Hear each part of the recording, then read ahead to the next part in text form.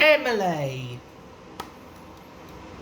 A new engine was arriving on the island of Sodor. Thomas puffed happily into Knapford Station.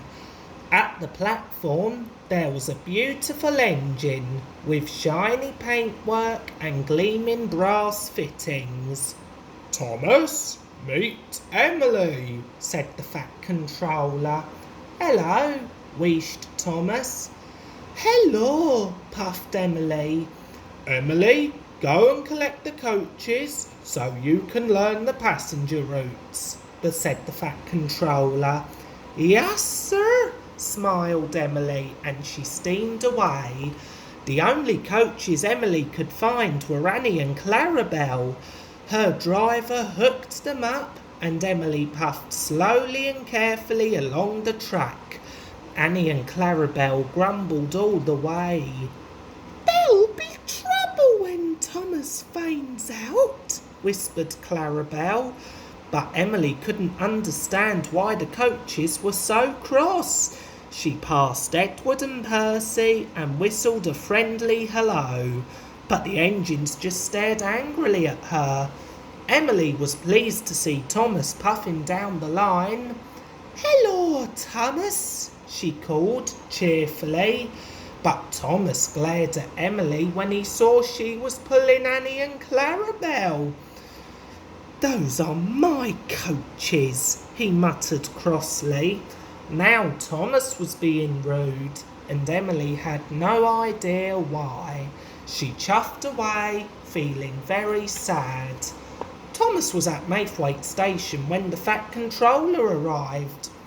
"I want you to go to the docks to pick up some new coaches," he ordered.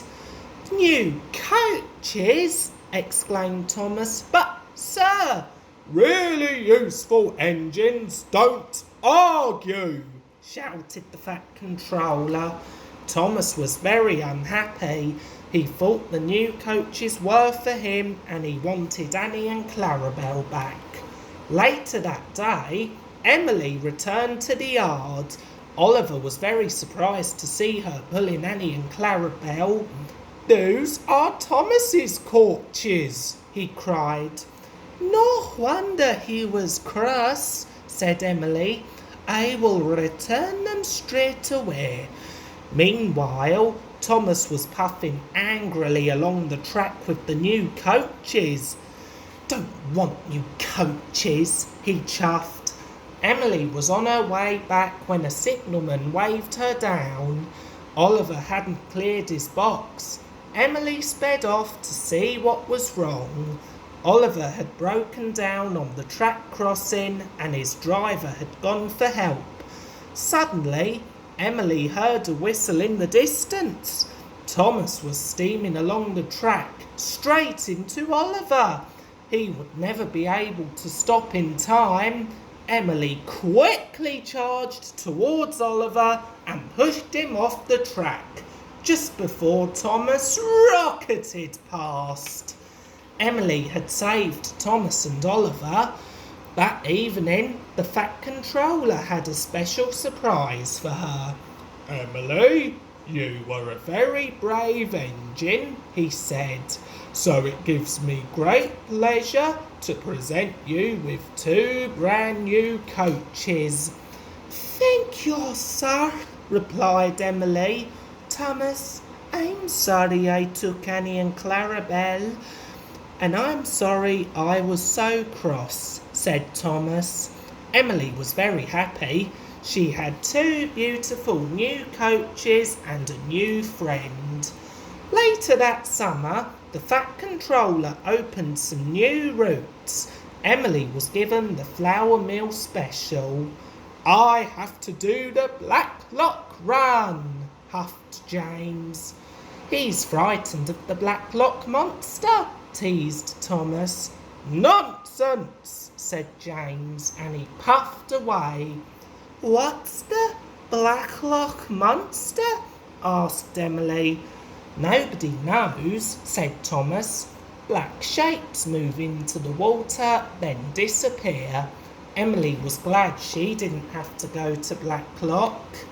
The next morning, Emily collected the trucks from the flour mill, but they were being naughty. Emily pulled as hard as she could, but the trucks made her go so slowly. Emily was late delivering the flour, so there was no fresh bread that day. The Fat Controller was cross. "I didn't have any toast for breakfast. If you are late again, you will have to do the Blacklock run instead of James." "I must get the flour to the bakery on time tomorrow," puffed Emily. But the next day, the trucks were being naughty again. They told Emily to leave before they were coupled properly, so half of them were left behind. The bakery manager was very angry when Emily arrived with only half the flour. Emily raced back to the mill for the rest of the trucks. She was very cross and shunted them with all her strength, but the trucks had taken their brakes off. They rolled backward and splashed into the duck pond. Emily was covered in a gluey, floury mess. That evening, the Fat Controller came to see her. "Emily, you are going to take over the Blacklock run," he shouted. "It might be nice," said Thomas reassuringly, but Emily wasn't so sure.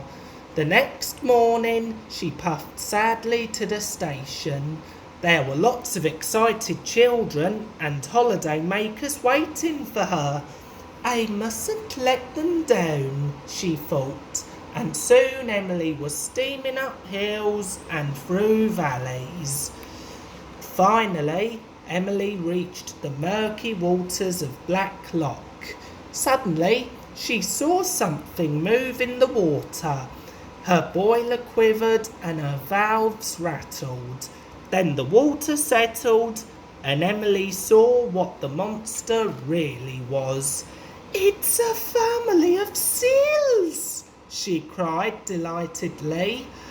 That evening, Emily took Thomas to watch the seals.